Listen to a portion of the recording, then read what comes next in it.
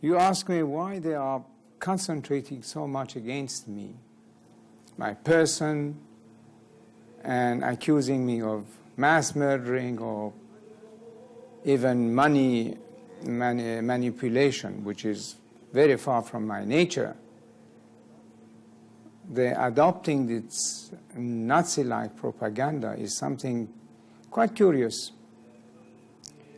It comes in the picture that the man there now, you see, he doesn't want to hear about the history of our country one day before he came back to Tehran a year ago and took over. He says the history of the country does not exist. There has not been a single good king in the history of Iran. So he thinks that the history of Iran starts with him on whatever it was, February of 1979. That's why they are concentrating so much on me, because I was the king. The history of Iran must disappear, with I as a king, with the other kings, with everything that existed before February 1979. A patriot must think of the future. I'm thinking of the year 2000.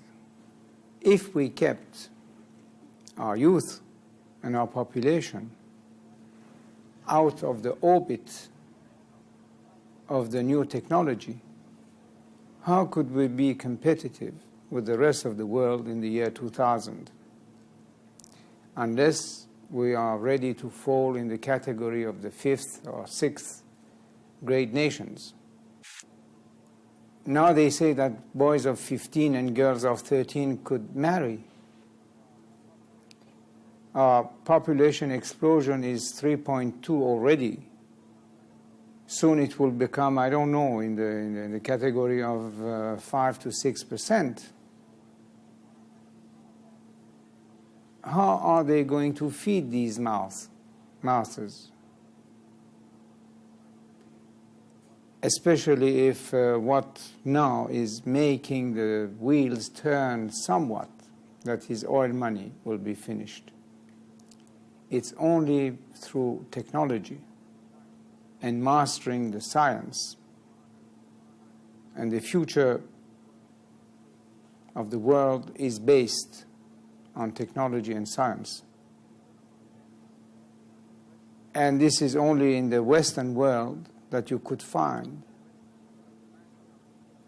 So the man is not thinking of the country or its future, only about his hatred against me. I'm thinking of the country, of our people, of our future, and he's just want to destroy what I am. That's the difference.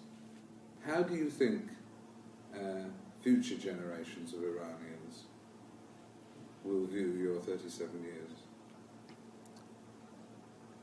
The truth and the reality of history could not be kept always in the shadows. That is impossible. Truth will come out. In any case, sooner or later. And at that point, in 50 years' time, how will future Iranians judge you? 50 years, I hope it will be sooner than that. Well, whenever, I was saying, how will your people, after a period, judge you? Well, if they read history, they will see what it was before my father, what it was when I took over, and what it was when I left.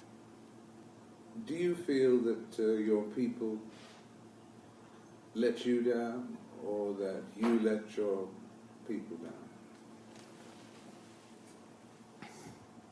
First of all, when we say the people, we cannot talk about all the people. That's absolutely not true. I can say that the silent majority remained silent. And if I let my people down, it was for the purpose purposes or purpose that I try to explain that a king cannot be a dictator and that a throne could not be based on blood. This is my only explanation for what it is worth. Did your people let you down, do you think? Well, the majority remained silent.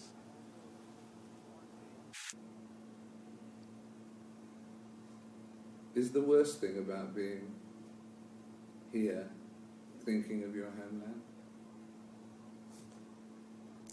Well, here or anywhere outside my country is the same. The question is that you cannot stop thinking about your own country.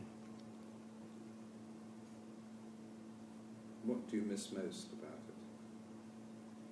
No, what I miss, or what makes me really cry, is that we could have been this year, surely by the end of '82, something quite viable. And what are we now?